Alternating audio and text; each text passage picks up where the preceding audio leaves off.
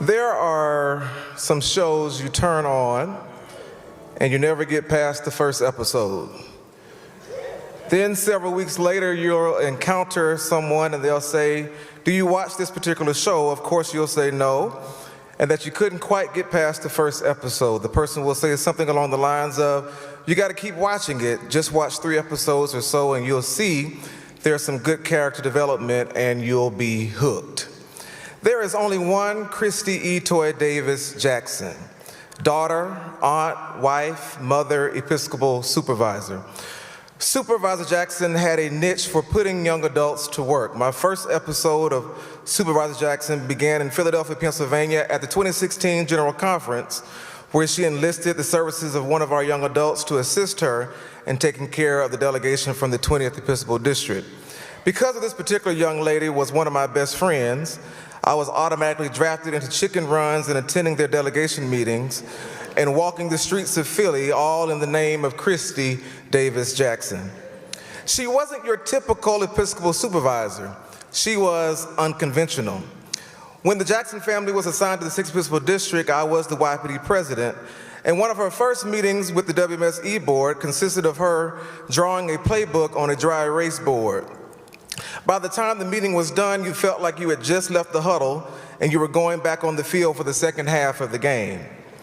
Supervisor Jackson was bold. She would stand proud and sing the missionary benediction aloud, flat, with a smile. I'll never forget the day Seth and Chris came to my car and told me they had been kicked off the bus at Leadership Congress. I thought it was funny.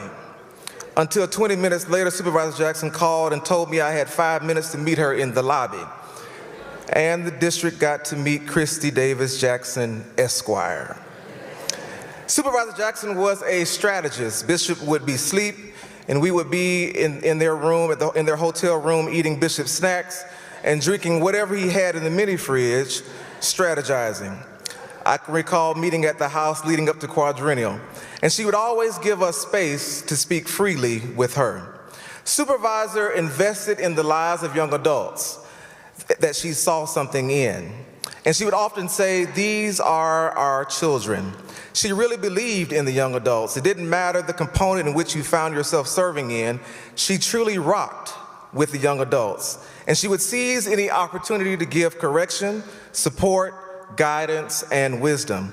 If she worked with you, she had high expectations for you. She didn't just talk about young adults like some abstract entity, she cultivated relationships. What shall we do with what some may call absurdity? That Supervisor Jackson slipped away while some of us weren't looking. That's just like her, unpredictable. There are some people that we just can't imagine a world without them in it. Grief is a journey, not a destination. Grief isn't just about becoming resilient in the face of loss and quickly finding a new normal. Grief is about growing through our loss experience and continually building our new normal. By embodying her spirit and lessons, we ensure that her legacy lives through our actions and the way we treat others. Our dearest friend is now in the hands of the eternal. We therefore will commit her body to the ground, but the cemetery is too small for her spirit.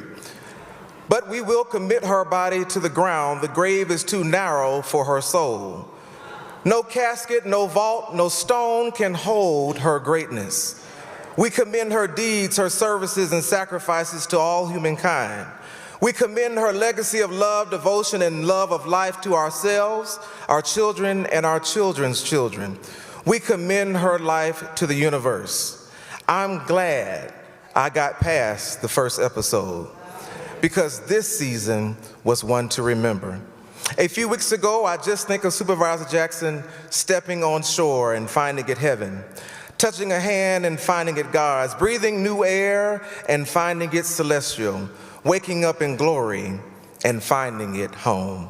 Good night, Supervisor. We'll see you in the morning.